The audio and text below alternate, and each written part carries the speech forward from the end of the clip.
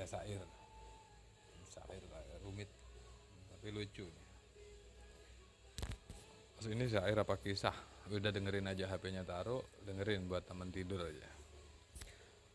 Seorang darwis bertanya kepada darwis lainnya, bagaimana pandanganmu mengenai kehadirat Tuhan?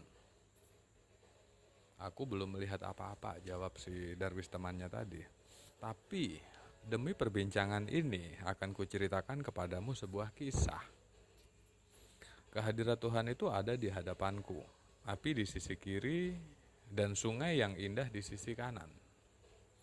Satu kelompok berjalan mendatangi api, masuk ke dalam api, sedang yang lainnya mendatangi air manis yang mengalir, sungai tadi itu.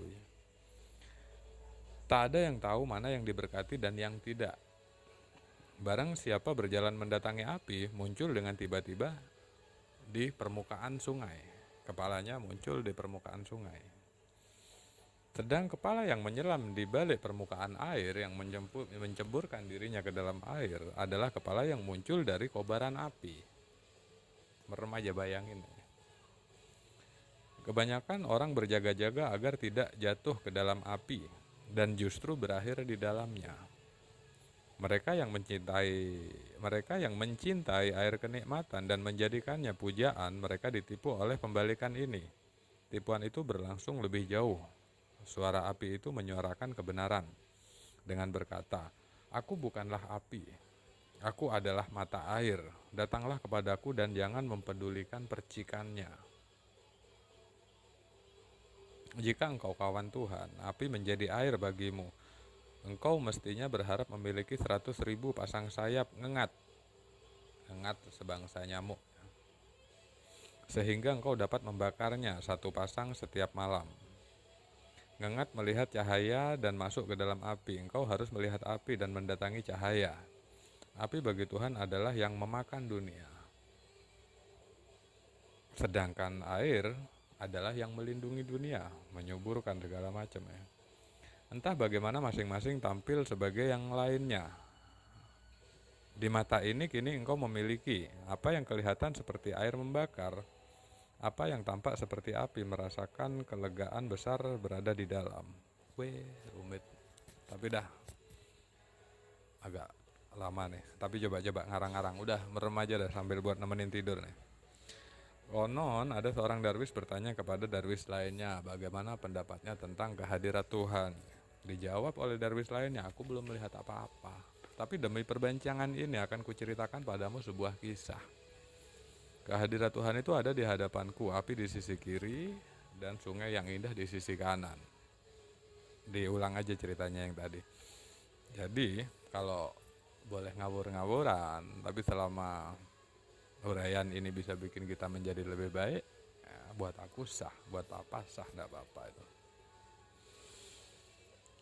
Satu kelompok berjalan mendatangi api dan lainnya mendatangi air. Uniknya, anehnya, orang yang menceburkan diri ke dalam kobaran api, malah dia yang keluar di permukaan air, keluar dari kepalanya, keluar dari permukaan air. Dan sebaliknya juga gitu, orang yang menceburkan diri ke dalam air, kesegaran air, malah justru kepalanya keluar dari permukaan kobaran api. Kalau kita ibaratkan api dan air itu gini, ngawur-ngawuran ini, tentu bener ya enggak lah, cuman siapa tahu bisa bikin lebih baik. Api anggap adalah perintah-perintah yang sudah diberikan kepada kita. Kan gak enak tuh, panas, sholat, puasa, zakat, baik sama tetangga, baik sama orang. Wah, kan gerah ya. Baik sama orang oke, kan ada imbal balik. Anggap perintah-perintah yang sudah diberikan kepada kita. Dan sedangkan kesegaran air, anggap kesenangan dunia ini. Judi, uang, maling, main perempuan, mencuri, terus narkoba apalah. Kebanyakan orang yang mendatangi menjalankan perintah-perintah yang kayaknya sakit itu, kayaknya panas itu, sebelum jadi kebiasaan ya. Untuk yang udah nyaman menjalankan itu monggo, aku ngomong untuk aku sendiri, untuk papa sendiri. Sholat, sholat puasa, udah harus berlapar-lapar puasa, nggak punya uang suruh sedekah, itu kan panas ya, kayak di kobaran api, udah harus memaksakan diri ke situ. Tapi uniknya yang keluar dari situ, yang didapat ketika kita melakukan itu adalah kesegaran, kelapangan hati, tenang. Ngerti nggak maksudnya? Ketenangan, malah justru keluar kepala yang keluar dari permukaan air, ketenangan, murah senyum.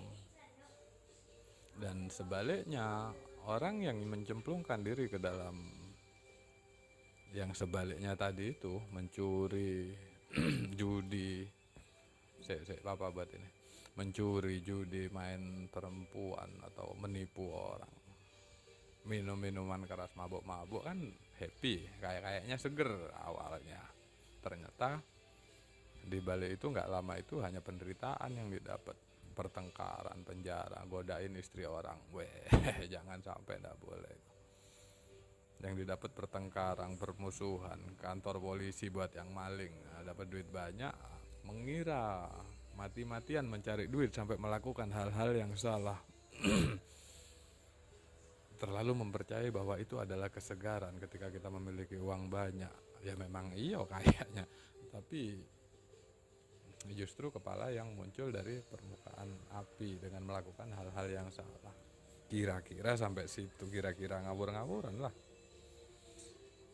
Api ngomong, aku bukan api, aku adalah mata air, datanglah kepadaku dan jangan mempedulikan percikannya. Panas-panas sedikit itu jangan dipedulikan, gak enak sedikit jangan dipedulikan. Waktunya sholat, ngaji. Waktunya tidur, ngaji dikit sebentar, puasa, sedekah. Kan gimana ya, buat ego-ego manusiawi kan itu masih kadang masih menyiksa. Tapi dikatakan dari situ, aku bukan api, aku adalah air. Jangan pedulikan percikannya, masuklah ke aku, masuklah ke sini, katanya gitu. Jika engkau adalah kawan Tuhan, api akan menjadi air bagimu. Engkau mestinya berharap memiliki 100.000 pasang sayap ngengat, sehingga engkau dapat membakarnya satu pasang setiap malam. Ngengat itu kan wataknya lucu ya. Ketika ada cahaya, dia mendekati. Kalau zaman dulu sebelum ada lampu, konon aku pernah dengar kisah ini. Mereka tertarik untuk laron-laron semacam itulah. Ada lilin, mereka mendekati ke situ tanpa tahu bahwa ketika mendekat dia akan langsung kembali ke penciptanya.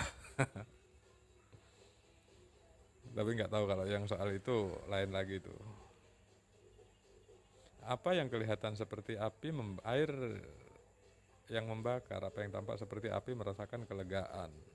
Udahlah, wow, udah 8 menit, udah kepanjangan nggak lama, nggak masuk ini, udah. Assalamualaikum, matiin aja, hidupin gitu aja. Bener salahnya nggak tahu, kalau salah ya komen di situ. Ayo, assalamualaikum.